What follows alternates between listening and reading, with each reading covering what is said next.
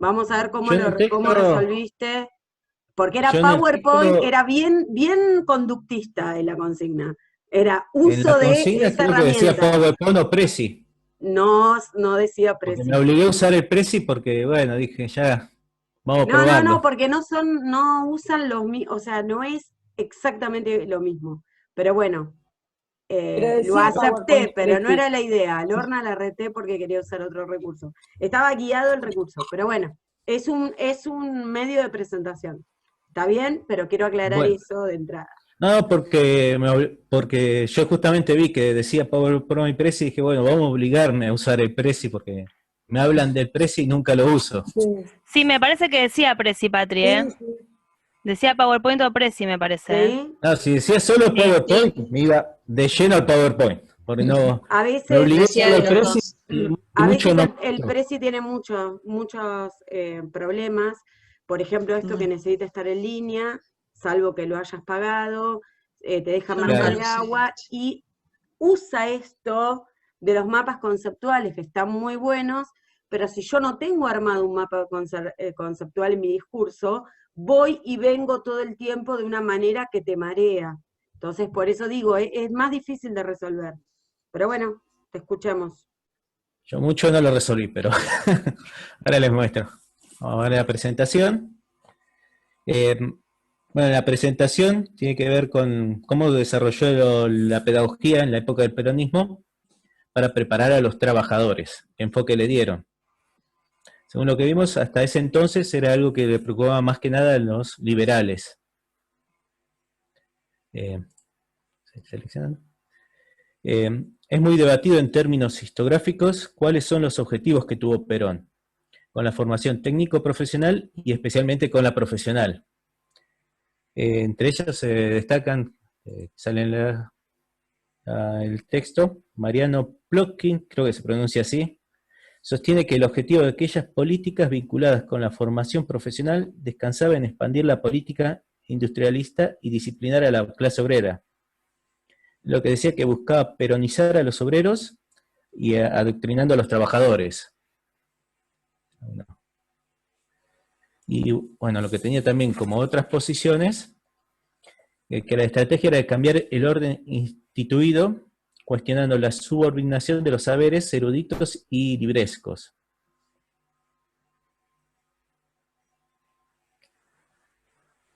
Bueno, lo que yo sigo es el tema de que se plantea el problema. En 1947 se plantea la necesidad de realizar una reforma. Jorge Arizanga, subsecretario de Educación del Ministerio de Justicia e Instrucción Pública, plantea que el 86% de los alumnos que en 1937 habían ingresado a primer grado no terminaron la primaria. Se planteó que la educación es un carácter teórico y verbalista, siendo esta desconectada de la realidad y sin sentido moral. También plantearon que se debía habilitar nuevos horizontes, creando inquietudes y estimulando disposiciones para que cada alumno tenga oportunidad. Eso se busca una mayor participación social a través del trabajo y un currículum nacionalizado centrado en el idioma y la historia. Ese mismo año se convierte la Secretaría de Educación del Ministerio de Justicia e Instrucción Pública en el Ministerio de Educación. Bueno, lo que siguen son los objetivos. Va a realizar a través de dos instancias, preparación y la configuración. La preparación se va a buscar el aprendizaje del alfabeto, las ciencias y las aplicaciones técnicas. Y la configuración busca el dominio de las normas y superación moral. Los maestros tienen que cultivar el potencial psicofísico de los alumnos. Se valoraba la educación práctica y capacitación para el trabajo considerándolo cultura. Pues en lo que es la primaria, se introdujo primero agregando un preaprendizaje con cultura general para los últimos 2 grados de primaria. Se agregaron cursos para las niñas, por ejemplo, de economía doméstica, cursos para los niños, carpintería, imprenta, electrónica, entre otros, y también había cursos mixtos, como cultivos regionales, cría de animales e industria de granja. Bueno, esos son los que se agregaron en la primaria. En nivel medio se crearon bachilleres especializados, se agregó un año más a la formación docente, se unificaron con las escuelas comerciales, no otras, pero se unificó los bachilleres, y se crearon niveles en las escuelas técnicas. Cada nivel tenía un título habilitante. Por ejemplo, el primer año tenía título habilitante de capacitación, segundo año de perfeccionamiento y tercer año de especialización. Pues yo sigo más con el tema de las escuelas técnicas. Las escuelas técnicas, que estaban compuestas por escuelas de artes y oficio y escuelas técnicas de oficio, se unificaron como escuelas industriales. Todos a cargo de la Dirección General de Enseñanza Técnica, o con las siglas DGET. Desde 1948, todas las escuelas industriales que se cumplían con el ciclo se recibían como técnico industrial de la especialización que tenga esa escuela. Esa era la forma con las escuelas técnicas. Después también se crearon misiones monotécnicas en 1947. Se buscaba brindar a la población del interior conocimientos prácticos, técnicos y conocimiento en general. Estas en principio no otorgaban certificación de primario, pero luego se les habilitó para el ingreso a la escuela industrial. Se buscaba impactar en el interior para que la población rural no emigrara a los centros urbanos. Como requerimiento, pues en las escuelas monotécnicas se pedía que tener cuarto grado aprobado y al menos 14 años de edad cumplidos. Pues viene la CENAO, la Comisión Nacional de Aprendizaje y Orientación Profesional, fue creada en 1910 buscando dirigir y regular el trabajo y aprendizaje de los menores de 14 a 18 años. Perdón, Ariel, ¿dijiste 1910? 1944 creo. O lo tengo mal anotado. Sí, no, porque estamos 1910 hablando del dije, no. peronismo. Sí, dijiste 1910. Claro, Yo entendí 1910. Bueno, pero ¿no? buscaban, yo lo busco el dato. Buscaban Sí, redirigir a las reglas. 1944. 44. Buscaban dirigir y regular el trabajo y aprendizaje de los menores de 14 a 18 años. Los dividían en 3 grupos. Los aprendices, que trabajaban y estudiaban en los cursos, los menores y ayudantes de obreros, que trabajaban y no cursaban, y los menores instruidos, que ya estaban preparados. Lo componían en 3 ciclos. El primer ciclo lo llamaban escuela de fábrica, su mayoría estatales, duraban 3 años y salían con título de experto en la modalidad que se cursaba. El segundo ciclo se tenía que tener condición de obrero, ser obrero o hijo de obrero, y se tenía título de técnico de fábrica en la modalidad cursada.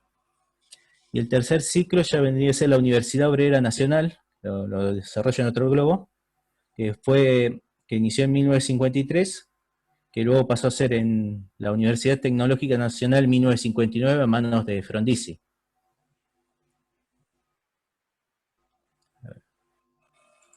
Y acá tengo lo de la universidad. Bueno, la Universidad Obrera Nacional fue creada en 1948, pero se inauguró recién en 1953. Era de estructura descentralizada, tenía facultades regionales, tiene por ahora la UTN. El rector era elegido por la Escuela Sindical de la Confederación General de Trabajo, era asesorado por sectores patronales y obreros, y se esperaba que los hijos de obreros accedieran a una formación en la Facultad de Ingeniería. Bueno, y hasta ahí, bueno, eso sería la formación que se armó dentro de lo técnico. Y eso, bueno, y eso sería todo. Bueno, gracias, Ariel. Bueno. Bueno, ¿Querés empezar vos, Patri, o...? Arranco yo, no está mal usado el preci en el sentido que decía yo, digamos, agotador de Mario, pero fíjate que en la distribución a Sí. veces te queda la letra muy chiquita, globitos, porque ese estilo de globitos te ocupan todo. A mí me Bueno, eso es lo que faltó, me yo, pasó todo el tiempo, que no me podía ordenar bien con los espacios. por Y después eso, terminaba resumiendo más. el recurso mal usado te genera eso. Hay que tratar de ver para qué puede servir. Te hago una pregunta. Eh, ¿Para qué uno hace una apoyatura en un presentador, digamos, de diapositivas? ¿Cuál es la intención? Eh, una guía visual ¿Para quién? de lo que se está hablando para el que la ve, ¿Y para quién para más? como es el alumno. No, ponele que es una presentación entre pares, para el que escucha y para quién más es una ayuda. Vos usaste muchas veces presentaciones en matemática también. ¿Para quién más es la ayuda? Para el que escucha y para el que presenta también. Para el que presenta. Entonces, para el que presenta, le tiene que servir de machete de lo que va a decir. Yo hice muchas devoluciones estéticas, pero decía siempre, si hay algo que vos no te vas a acordar, aunque quede mal, aunque esté de más, ponelo, porque no está bueno estar mirando, que era una observación a Nadia que a veces miraba que no le faltara nada. Vos nos leíste todo, Ariel.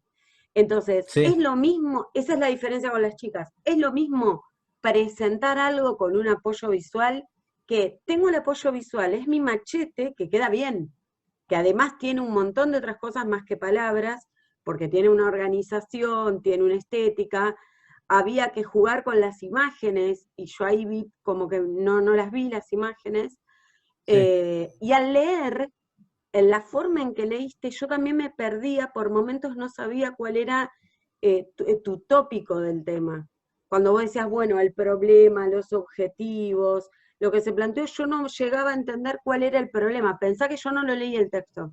Entonces, no llegaba Sí. a ver cuál era el problema que dio origen a lo que estabas contando. No sabía si ibas a ir para el lado de la creación de escuelas técnicas, si era en educación en general, o sea, me falta como el título organizador, y una cosa también fundamental, que es un detalle, pero para nosotros que ustedes son casi docentes, están estudiando para docentes y nosotros lo somos, no puede haber falta de ortografía, errores de tipeo, tildes, es como que no existieran, o sea, ojo con todo eso.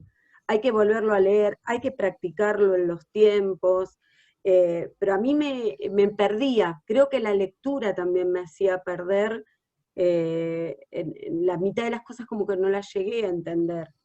Y me queda la duda de cuánto de lo que leíste entendiste vos y cuánto internalizaste. Si yo te pidiera que me lo cuentes. Por ejemplo, la descentralización de la UTN, ¿qué significa? Así cosas que yo puedo preguntar los conceptos, ¿no? Pero digo, hay Sí. conceptos que no sé, no me quedan claros si se terminaron de entender o no. Y ahora Lucía, como experta en el área, va a hacer la devolución, pero ¿se entiende la impresión? Yo de Sí, acá me sí. tenía que llevar información que no sabía, o refrescar información porque no lo tengo en claro, piensen que yo no soy especialista en el área.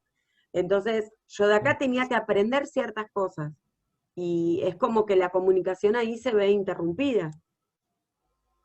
Si no, no tiene sentido el recurso, ¿se entiende? Está bien. Lu. Bueno, ¿te hago mi devolución?